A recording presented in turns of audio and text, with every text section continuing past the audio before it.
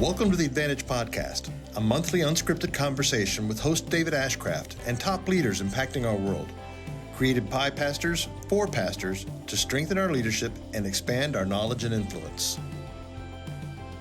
Hey, well, welcome everybody on the Advantage Podcast, and we've got a great guest today. Greg Sankey is with me, and Greg is the commissioner of the Southeastern Conference, and I actually met Greg back at the Global Leadership Summit in August this past year, and when I heard Greg was going to be at the summit, then I said I would love the opportunity to meet Greg. I have heard about Greg. Listen to him oftentimes on the ESPN different sportscast, and always hear the sportscasters actually talk about you, Greg, in very glowing terms for the most part. And so I thought, hey, this is somebody I'd love to meet. And so thank you for taking opportunity to and allowing me to have the opportunity to talk with you today.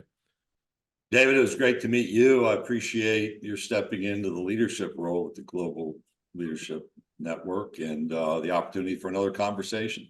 Yeah, no, this is great. I will say real quick, I don't know if you remember, but when we met, it was actually Friday morning. We had breakfast together. While we're having breakfast together, the whole Pac-12 kind of blew up.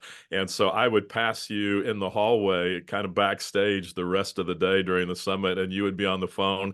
And I'm guessing that among other things, you were being interviewed on ESPN, but you might have been scrambling with the SEC as well. Who knows? I remember the breakfast, but I actually remember the last time you walked by me in the hallway because there was a look on your face like, what's he doing? I was off to the side trying to find a quiet space. At that moment, I was on a phone call, a conference call with my board of directors, which is our university presidents and chancellors, updating them, kind of calming tensions, kind of painting a picture of what was happening around us. It had developed at the moment I saw you in the hallway, at least for me, over the preceding 24 hours. So my Global Leadership Summit enjoyment was disrupted by what was happening around me, not anything that I had done. Yeah, well, that was quite the weekend, and you know, it's one of those things that seems like everybody had talked about possibly happening for a while, but I don't know that I ever thought it surely would. So, pretty amazing. Yeah, it's interesting to be a part of thing. Someone asked me, I was for a time 20 plus years ago, commissioner of the Southland Conference, so kind of regional state universities in Texas and Louisiana. And then when I joined the SEC staff, I was once asked, my wife asked me at dinner one time, what's the difference between your job in the Southland Conference and your role in the Southeastern Conference? And literally, as she asked on the ESPN bottom line, there was a news story scrolling that had been part of a phone call I'd had that morning. I said, the difference is in my old job, I would never have a morning phone call that showed up on the ESPN bottom line. And literally now it happens with some regularity. Exactly. People care more, it seems like, about what's going on in the Southeast Conference. So, well, a couple of things I'd love to ask you about, Greg. Let me give you a little more history, or give the guys more history as well. You went to college in New York and have a master's from Syracuse. Is that correct? That's right. Yep. And yep. I think I remember you saying when you were with the Southland Conference, and that was in Texas. So you lived outside of Dallas for a number of years as you were leading that. And what I need to ask you, and I probably shouldn't because you're going to give the wrong answer, but are you a Cowboy fan then because of your time in Dallas? No, in fact, I'm a Buffalo Bills fan. I was born in Auburn, New York. So I grew up in central New York. Okay. And became a Buffalo Bills fan and still am. So the time I lived in Dallas was, Buffalo had those 4 Super Bowls, 2 of which were against the Dallas Cowboys, which, by halftime of those Super Bowl parties, I was ready to go. Well, that wasn't the wrong answer then. As long as I was just afraid you were going to say the Eagles or something like that, but Bills we're okay with. So that's good. That's good. So family, you're married to Kathy and you have 2 daughters? We do. 2 adult daughters, Hannah and Mariah. Very good. And are they married or single, and any grandkids? Or yeah, both married. So we've had an active family growth experience over the last 2 or 3 years. So our oldest daughter is a meteorologist. Okay. TV in Louisville. She and her husband were married in June of 21. And then our youngest daughter is a teacher. She and her husband live in Auburn, Alabama. And we became grandparents. Our oldest had our first granddaughter in July of this year. So okay. Got you fast is the phrase to be in an insurance commercial. true. That's great. Well, good. Hey, so a couple things, just so the guys know, and again, we're talking to pastors across Pennsylvania specifically, but one of the things I appreciate about you is you are a follower of Jesus, and I'm interested in just hearing how you talk about your faith when you're at work. I don't hear you proclaiming it, but I also don't hear you hiding from it either. And so I would assume that the people that work with you there at the SEC are pretty knowledgeable about your faith. And even as I've talked to you about other things, well, John Ortberg was our guest on our last podcast, and I know you said he's one of your favorites. And so I know that you've shared his book with others. You have some sayings on the wall that you picked up from the Global Leadership Summit. And so how do you deal with faith in the workplace? And part of my reason for asking, Greg, is, again, we're pastors, and we've got people like yourself and business leaders and community leaders in our churches. I know we in our minds have either expectations for people like you or what we hope people like you are doing, but how do you express your faith in your work situation? I'll do my best to provide that answer, and let's agree to go back and I'll give you my short version of my Ortberg story to complement your last podcast and to complement John as well. My family changed when I was about 5 years old because of an encounter in the hospital between my dad and his doctor, who was a deacon in a Methodist church. And when I look at, how life can alter, you can diverge on paths one way or another. The fact that I'm here is a tribute to the work of God in my family's life as a child. And I don't think that's something of which I should be ashamed. In fact, today I'll talk to student athletes. I often talk through my career path, and there are two little cards I give, one which is clearly faith-based, and that's my introduction to say, I'm happy to have this conversation. You can take this card and throw it away. You can take this card and think about it. You can take this card and ask me questions. So that's one way. When I started in this job as commissioner, I actually answered, well, who is Greg? And I walked through that change in my family from the late 60s, early 70s, and what that means for me today and how that's shaped me. Probably the right people to ask the question of is my staff and I see, and I think that would be filled both with imperfections and acknowledgement of that faith basis. And I think we're working out our faith in some ways every day, is referenced in the New Testament. But Greg, I know you bring some of your staff to the Leadership Summit each year, and then you don't just bring them; you'll have conversations after. And so, obviously, you're not out there. It's not a billboard on your shirt saying "I follow Jesus," but you're putting people in situations where they're having to encounter that anyway. Well, I do, and our kind of approach to the summit has been an invitation where I disclose, hey, this is held at a church. There are going to be themes of faith. If you're not comfortable with that, just let me know. I'll be happy to give you a leadership growth opportunity in another setting. But I've brought folks who are involved in different denominations, some from a Jewish background, some who have no faith attachment. We've been open in those conversations. That then leads to the night before. We typically will have a dinner, depending on my travel schedule and theirs. And then the Thursday night is probably the most important conversation, because we'll have gone through day one, setting up day two. What did you learn? What did you hear? What do we need to talk about further? And I just think it's been a valuable opportunity to talk about leadership. One of the things I respect from our time in Scottsdale is we need not make leadership the idol, if you will, the center of this. Right. Christ is the center of the church, not leadership, and we should not lose sight of that. And so there's, with a group of people from different backgrounds, different questions, different conversations, but it's provided a bit of a safe place to have those conversations. That's good. Group and individually. Yeah. So the other thing too, Greg, you're doing with that is you are developing leaders. And so is that something you're very intentional about? Because that's one of the struggles that pastors face, is just how do we get enough leaders in the church, and where are they? How do we find them? How do we develop them and grow them? So is that something that's intentional for you? It is for me personally. And so on one of these little cards I give, which comes from this Ortberg experience, was the need to develop some principles on how I was going to make decisions for my life. That happened in the late 90s. And one of those statements, one of those principles is invest in myself. In other words, don't let my growth personally or as a leader be dependent on somebody else inviting me, asking me, guiding me. How do I seek those opportunities? That was actually, I was asked to attend. I was on a church leadership team in Plano, Texas, and invited to my first global leadership summit back in the summer of 2000. And in fact, one of the quotes that you walk in our back door every day, if you remember the staff, is from that summit. But from that, when I changed locations and wasn't invited, I invested in myself. And so I've shared that with my staff that first, you need to take responsibility for your own growth. Don't depend on me. But then we try to provide opportunities. And I try to do that as the leader here. Some growth and development opportunities. We have an emerging leaders group that I meet with quarterly.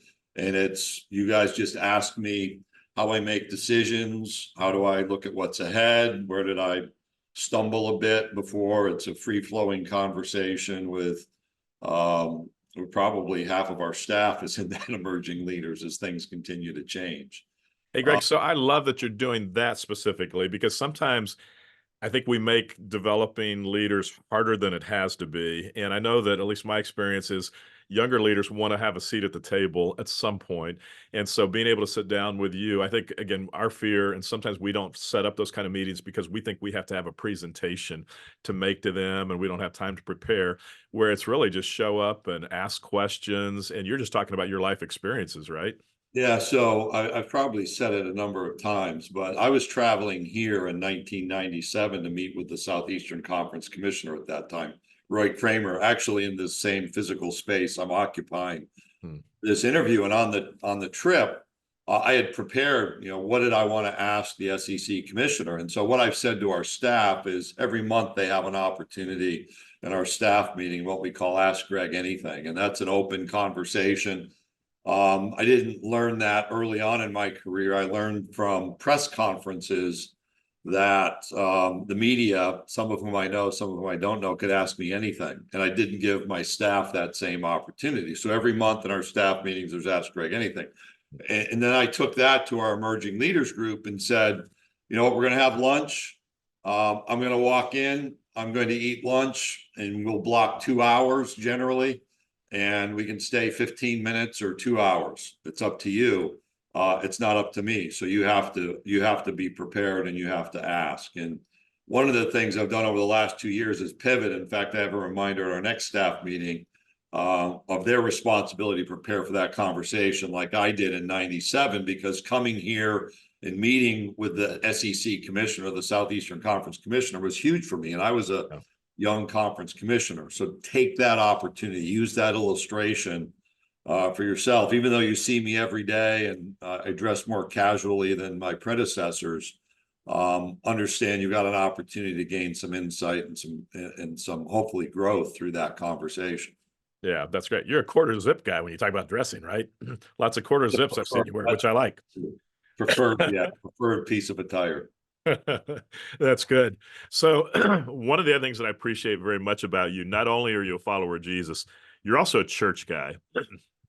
And so part of your story, at least as I remember, was you talked about being in a church in Dallas. Actually, when we had breakfast, the two of us, with a friend of yours that you had met in church in Dallas when you were in your late 20s, still friends now, but still very much involved in church. So where does church fit into your life and as a family life and things like that? Again, talking to pastors, and it's fun for pastors to hear that somebody like you would think, church is important.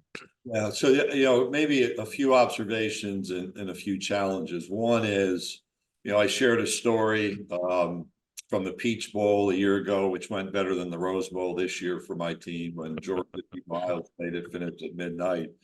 We had traveled back, and Kathy and I were walking into church, and she overheard these two guys walking alongside us, said, "See, I told you he'd be here today," which was about my attending after that game. I never would have imagined my presence being a topic of conversation. Now, I will confess, this past Sunday, we had a little bit of a problem on a Saturday basketball game that caused me to be in here trying to problem solve.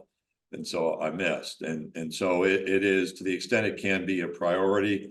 I think one of the observations for me is when you're in one of these high visibility, high intensity leadership positions, the church schedule doesn't necessarily fit your schedule. And Yeah.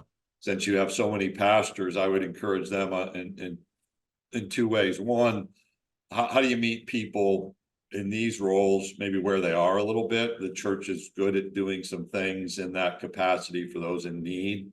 Don't miss that people in leadership roles are in need too, just different ways, and they can serve. And the second is, these things can be lonely. I think you've lived that. I just finished reading your book, and there are stories of those moments where you're sitting there a bit alone trying to figure out, what was I thinking, right? And how can the church come alongside leaders, particularly those committed to their faith? And the book before I read was Pat Gelsinger talking about his role in his church, which outpaces me, and that's pretty remarkable given his role as the CEO of Intel, but very inspirational. If I was going to make a book recommendation, since I'm with you, I'll put yours first and put Pat's. Thank you. Good choice. Yeah. Pat's second, but an inspiration about somebody in a high level leadership position, fully engaged in their faith walk. So let's talk about that just for a second, Greg. You're incredibly busy. I think the last time you and I talked, it was in October, maybe November, Scottsdale, Arizona, and you had gone to a friend's wedding on Friday night. You flew Saturday morning to I think it was Texas OU weekend, and then you went to Texas A&M and was at Alabama that night, and then you flew back to some kind of reception in Austin that night. So all that to say, you're incredibly busy. There's not a lot of openings in your schedule, I'm guessing.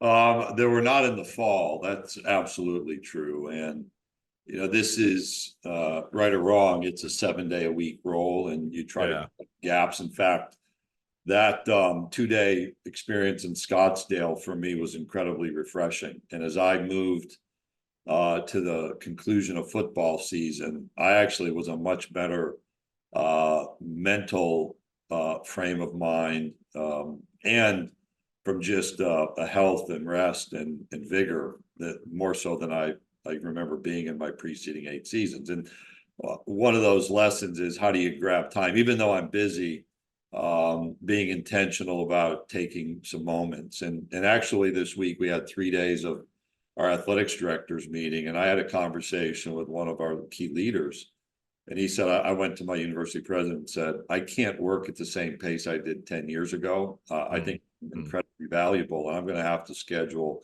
just a little bit of time here and there. And one of the challenges in the pastorate, having worked as the chair of a leadership team and a deacon chair, and seeing some really, really effective pastoral leaders, is forget my intensity, the intensity at which our church leaders work.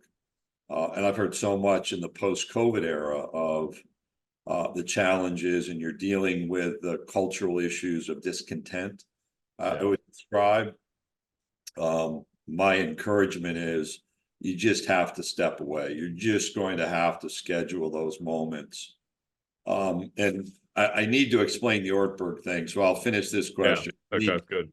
You need to come back, because one of my learnings early in my life was how to try to find that rhythm of a highly intense work, but then the ability to step away and refresh and re-energize myself. Yeah, that's good. And so you as a leader, you talked about being involved as a board chair, deacon chair in your church. So one of the things that we're told as pastors all the time is we've got people like yourself in our churches, and the comment that's always made to us is, all we'll ask you to do is hand out brochures or bulletins or usher at the doors, and that's about as high level of a role we give you. And so I think we struggle knowing how busy you are, what roles can we ask you to step into. And so how do we approach somebody like you? What would you tell pastors to do to approach somebody like you, to be able to challenge you with your skills, but also be real cognizant of the pressures that you're under as well, just in your job. Well, my time, it was in Plano, is the chair of those two groups. I was in my early 30s, and the deacon chair experience was pretty funny because I was voted by the body as this role. I'm like, what in the world?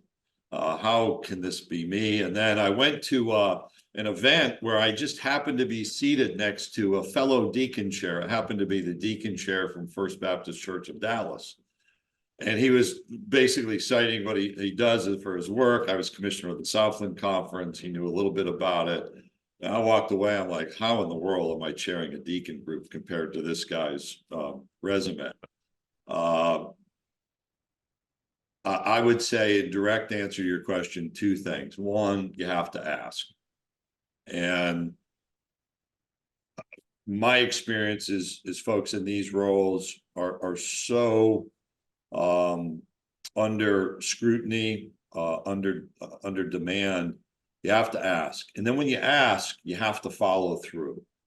And over the arc of my experience, the follow through may be harder than the ask. Having been asked a number of times and had expectations to step into a conversation, that follow through is more important than the ask. So ask, and then follow through, and then, prepare to walk together, because, time is a commodity. And that's the challenge we spoke about, from rest and recovery for those in pastoral leadership roles. It's the same for us in whether it's business or athletics and sports or education, whatever it may be. Ask and follow through. I think that's great because, again, Greg, I think our tendency is to be fearful of, we will give the answer for you. Instead of asking you, we in our minds assume you're going to say no, or assume that you can't or won't do something. And so we never ask the question. So I think that's great. And I think the follow through, like you said, that's incredibly important, because otherwise there's an opportunity we might miss if we don't follow through with that. So that's fantastic. Well, and there's a response from me. So I was asked to go on a trip to the Middle East with a group from our faith body. And when I was asked, I'm like, why are you asking me? And the individual asked had an answer, and I said, okay, what is this going to mean? And the follow through was like major league. Now, the day we had gone through some stuff that year, and I'm sitting on the bus going to the Atlanta airport thinking, what in the world am I doing? And, phones work, and, 10 hours away, and you could make it work. But had the person not asked, I never would have done that. Yeah. To sit with those serving in that region and hear from them was more encouraging to me than anything I could do for them. And it was all about the ask and the follow through. That's great. So you're a follower of Jesus, you're a church guy. I love that. You're also a sports guy, which I enjoy that very much as well. And so one of the stories I was telling you when we were together before, I went to Texas Tech University, so I'm more of a Big 12 guy. So honestly, I've always been frustrated with the SEC because you guys, I don't even want to admit that you may be better than us, but you probably are. And so that's always been an interesting one. But I went to with my family, we were visiting family in Dallas from Pennsylvania. It happened to be January 1st. We're driving through from Houston to Dallas. Cotton Bowl was going on. Texas Tech was playing Mississippi in the Cotton Bowl. So this was probably back in the, 2010s or earlier than that even. The game. Yep. Yeah. And so we played a good game, but Mississippi pulls it out in the last 4 or 5 minutes. And all of a sudden the crowd starts doing this very obnoxious thing that I've never heard before, where they start chanting SEC, SEC. And I'm like, what in the world are they doing? Because we would never chant Big 12. If another Big 12 team loses, we would cheer that. Whereas the Mississippi fans were cheering for the conference. And I was telling you how obnoxious that was. And if I remember right, you said you might have been the one that kind of got that whole thing started. Well, yeah, no, I remember the first time I heard it. We used that in our ad campaign. So okay. One of the PR firms I consulted said to me, never apologize. Yeah. We are. And fans actually started. So the first time I ever heard it, and I think it's attributed to a different game, was in Tampa. It was a basketball game. Auburn's men's basketball team had won to advance to the Sweet 16. I think in 2003, and the crowd started chanting. And so I've heard those moments. I was not commissioner at the time, but I was at the game. Okay. My family and I would regularly attend the Cotton Bowl, given our relationships in Dallas. But if you watch one of our 30-second spots, that's how we end. And Yes, I've heard that. And it's yeah, we've done some Olympic advertising this year where we morph from USA to SEC. We're fortunate that it kind of rolls off the tongue. Chanting Big 12 is not doesn't quite. sound the same. Well, I will tell you that as obnoxious as it was back at that game, it's equally obnoxious when I see it on the commercials now. So it hits me the same way. But Sometimes we lose and fans chant it terrifically towards us, and I take that as a compliment. Exactly. So this has nothing. Well, actually, it does have something to do with leadership. You talked about Saturday. You had something going on with a basketball game that you had to attend to, and it probably wasn't this, but I remember reading in the sports over the last week. Being from Texas, everybody is down. If you don't go to the University of Texas, you're against the University of Texas. And so you guys just brought them into the SEC. One of the things that I've been reading over the last several weeks is coaches getting upset about the horns down signal that some of the opposing schools are giving. And as a growing up in Texas and is going to a different school in Texas, that's just a way of life. That's what we do that all the time. And so it's almost funny to see everybody reacting so strongly to it. But as a leader of the conference, do you get involved in something like that? And you can correct me if I'm wrong. I think of it as being just a very minute thing that I'm not sure how you can even control that. But how do you decide as a leader what things to get involved with and what not? And is that something lower than what you get involved in, or is that something you jump into and make comment on? Probably imperfectly, depending on what one's perspective.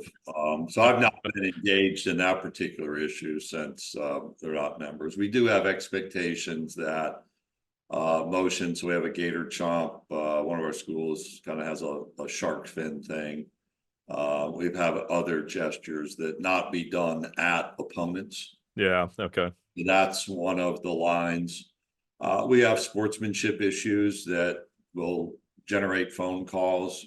We had a circumstance in a men's basketball game a few weeks ago that resulted in a public reprimand of a coach. I don't like doing those things, but there are times when something is of a nature that it requires that type of engagement. Sometimes there are suspensions. One of the things that we have to figure out in college sports is the professional sports do a lot of fining, and that's a way to have a slap on the wrist. We don't really have that for participants because of the nature of our participants are students who are athletes as well. But yeah, I'm engaged in it. I would like to do less rather than more, and we want the process of oversight and accountability to integrate with growth and education too. And I think that can be by the public when one fan base just wants something punitive and the other wants you to just walk away. Yeah. So you talk about the people you're working with. I mean, you're working with leaders. So, you think through the coaches, even just let's limit it just to football in the Southeast Conference, and you've got all these strong personalities. They're the public side, and then I'm sure you're dealing with the presidents of the universities. That's more of a private thing. How do you deal with leading all these leaders? And at least on the football side, I'm sure on the president's side, there's big egos as well. And so you're trying to manage and move forward and herd this group of strong personalities. And not unlike maybe in a church situation where we don't have control over the volunteers of the people in the church. We've got to do what we can to persuade them and guide them and then hope they choose to follow. But how do you manage that? Well, first of all, let me offer that my father-in-law is a retired church pastor. Okay. So other churches, generally in the Northeast, up in central New York, and then in Northern Virginia, some in Florida. So I had the chance to observe that personally, and then serving in leadership roles. Yeah, we all have big personalities, and in my arena, literally, those big personalities show up on TV and in interview rooms and newspapers. The advantage I have, or one of the benefits of my job, is people who are in coaching roles that are seen either from fans sitting in the stands or by those watching TV. I come to know them. Nick Saban just announced his retirement from coaching. Yeah. I gave Nick a couple of days and then we talked for 10 minutes. We've known each other for over 20 years, believe it or not. Yeah. I have new coaches, so I don't know. Kalen DeBoer just stepped into Alabama. We'll come to know him. I've called some coaches and just said, hey, how are you doing? I would transfer that to say, we are in a relational activity, whether it's in what I do or what church leaders do. And you're going to have to figure out the unique characteristics of each of your leaders, each of your volunteers. In a church that you had built up of tens of thousands, you're not going to know everybody, but you're going to have to figure out how to invest your time. You're going to have to multiply your leadership through your staff and empower them. And I'm much better at that post-COVID, by the way, than I was pre-COVID. Where is that right? Is my leadership team understands their authority is much broader than it would have been in 2017. They have the opportunity to resolve issues before they ever come to me. And That's good. Church leaders are going to have to figure out that same authority, but it's going to go back to that relational basis, getting to actually know people. And you know what I find is people are really good at knowing whether you're just playing the game or you're interested in them. So how do you show that genuine care and interest, even in my role, spread across, dozens and dozens of coaches in 21 different sports on soon to be 16 different campuses. Yeah, that's good. So we'll kind of maybe start wrapping up on that one, Greg. You mentioned Nick Saban. One of the things I appreciate about him, so I'm not an Alabama fan, but what I appreciate about Nick is his whole mantra of do your job, do the little things, do them over and over and over. And I think sometimes as pastors, we get bored with doing the little things. And I'm sure that's in every walk of life. And yet the consistency and the redundancy of just doing those little things is probably what brings a lot of our success, I would imagine. You do some little things that I appreciate very much, and one is writing notes. And you are, I don't know if anybody else knows it, but you're notorious at writing notes to people. And I remember the first time I talked to you at that breakfast, and 3 or 4 days later, in the midst of all the blow up of the Pac-12 and whatever else you're doing, I get a handwritten note from you saying, thanks for meeting with me for breakfast. And I know that happens over and over. And how did you start that? And why is that important to you? Goes back a few decades that I would receive a note from time to time and just realize the impact. In fact, right over here is a handwritten note from John Wooden, the UCLA basketball coach who was legendary. I had the chance to meet him in 2001. I had read a number of books about him. We were seated at a Final Four across the aisle from each other on Saturday. I brought the book I'd read called Be Quick But Don't Hurry by one of his former players. I just wrote that former player note. I finally accessed his home address. Oh. And I gave Coach Wooden a 2-page handwritten letter to just say, thank you for your example. And here's how I've learned from watching you. And, a week later, a handwritten note from John Wooden, which is framed in my office, arrived. And that was a pretty good lesson that of the impact. So I will confess to being a little bit behind. I caught up a bit. I wrote a couple dozen last weekend and have that same goal this weekend. And that may be to someone who helped me. It may be from someone who handed me a card that I met. I have fans who write angry notes, and if they're not profane or insulting, I'll write them back, even if they're mad about scheduling or officiating or playoff selection. I'll send them a note back, and sometimes they write back and they're still angry. A few times they'll write back and say, I never would have imagined you would have written or written the note. And just a habit I formed, thought it was impactful to me, and have tried to be better and better about it all the time, because I think it does convey a level of care and intentionality that can be lost when we're used to text messages and emails. And I think you told me you just carry cards with you or note cards with you, and then whenever you have opportunity, you just send them out. Yeah, you can see that my desk, since we're on video, is not terribly clean, so that's part of it. But this is my little leather pouch and my note cards to be written that have been written to me, and that goes with me on the road a lot more than I don't always write letters on the road, but it does travel with me. That's great. Well, I know that's very convicting to me, and I think, oh, I'm too busy to do that kind of thing, even though I've heard over and over how important it is. And so for somebody like yourself to do that, I think that's amazing. Well, Greg, thank you for taking time with us, and we'll enjoy, hopefully the guys will enjoy listening for you on different shows. I think one of the shows that I hear you often on is Paul Feinbaum, and I remember the first time I heard Paul and thought, who is this guy? And yet he's somewhat addictive to listen to, even though he is probably your best SEC spokesperson on the radio. But he's an interesting guy. Yeah, you texted me this fall after you have my cell number after hearing me. And I saw Paul a week or so later, and I said, hey, if you wonder about your reach, I said, there's this guy in Pennsylvania, sometime in Chicago, and was listening to our conversation and sent me a text. So you do have that impact. If I could just give one piece of context, which I think is instructional, and I'm over time, so your editors can help. I've referenced the impact of John Ortberg's writings upon me. So I told you about 1997, I was traveling to visit in this office with Roy Kramer, the SEC's commissioner. I flew from Dallas to Atlanta. I exited the plane. I went in the restroom and I passed out while using the restroom standing up. So you can use your imagination there. I can remember someone saying, it's fine, sir, we've called the paramedics, stay on the ground, and wondering, like, who are they talking to? And realizing that my cheek was about a half-inch off of the bathroom floor, which one of the principles in life is if you're getting up off a bathroom floor, you're not in a healthy place. And I had developed an irregular heartbeat, an atrial fibrillation that put me down. First time and only time it's happened, thankfully. And I spent the next 6 months visiting with leaders in my sphere in the Dallas area, trying to figure out how to balance my life, and all kinds of notes. I paid for lunches. And then I went into a bookstore, which is a habit, but I don't often just respond to titles. And there's this book called The Life You've Always Wanted. And I could see the name Ortberg on the spine. So for like 1995, I could learn about the life I've always wanted.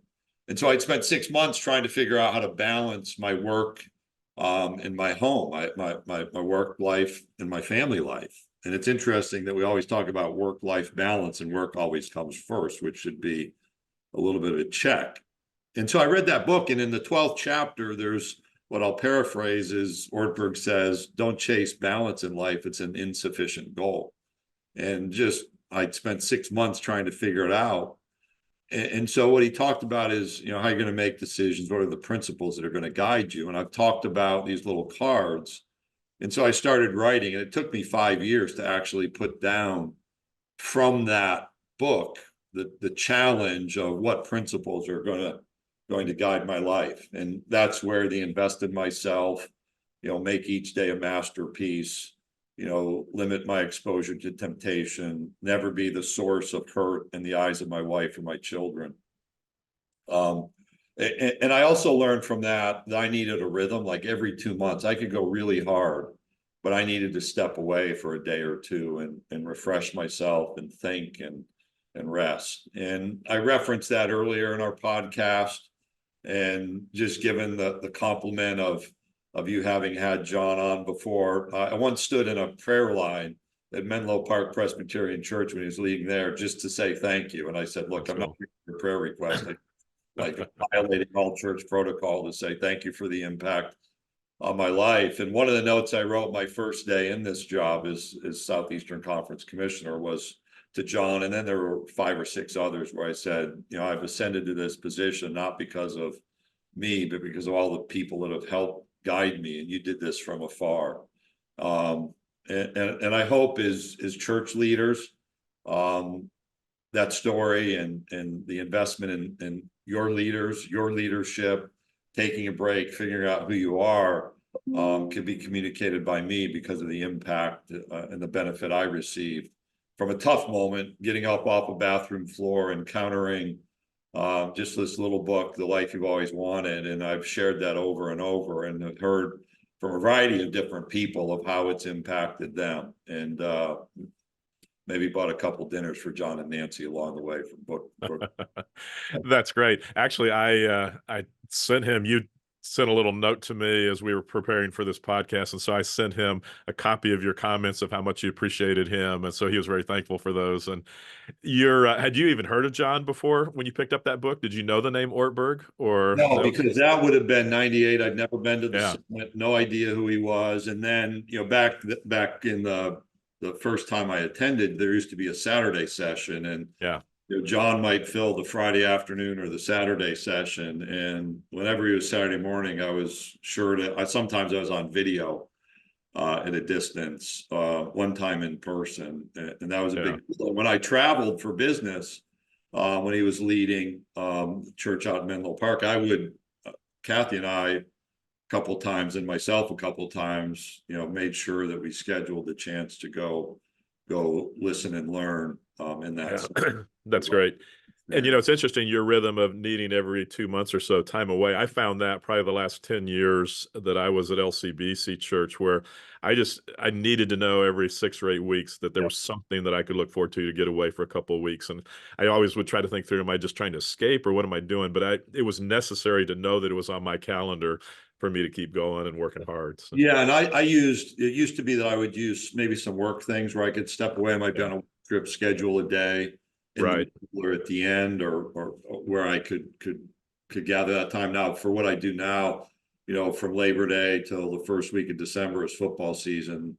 You can't just step away. So as I told you, the benefit for me attending the Global Leadership Network event in Scottsdale was just mental refreshment and some physical refreshment. Even though I wasn't away, that was incredibly beneficial. Couple of days that I hadn't even considered in that fashion before I attended. That's great. Greg, thank you. I appreciate you so much and appreciate the way you just live Jesus in front of people in a very natural way, and appreciate your attention to detail and relationships. And so thank you. Thank you for speaking into the lives of our Pennsylvania pastors, and we'll enjoy watching for you hopefully in positive ways when it comes to sports and Paul Feinbaum and everybody else that you're talking to. So thank you for taking time with us. Thank you, David. It's been great to visit today, and I appreciate this new relationship, and I hope this has been beneficial to those listening. I'm sure very much so. Thanks, Greg. Appreciate it. Thank you for listening to the Advantage Podcast with David Ashcraft and for participating in our goal to strengthen and encourage pastors and their churches so more people are introduced to Jesus across Pennsylvania. If you found this helpful, feel free to pass it along. To find out more about the work of The Advantage, visit our website at theadvantage.org.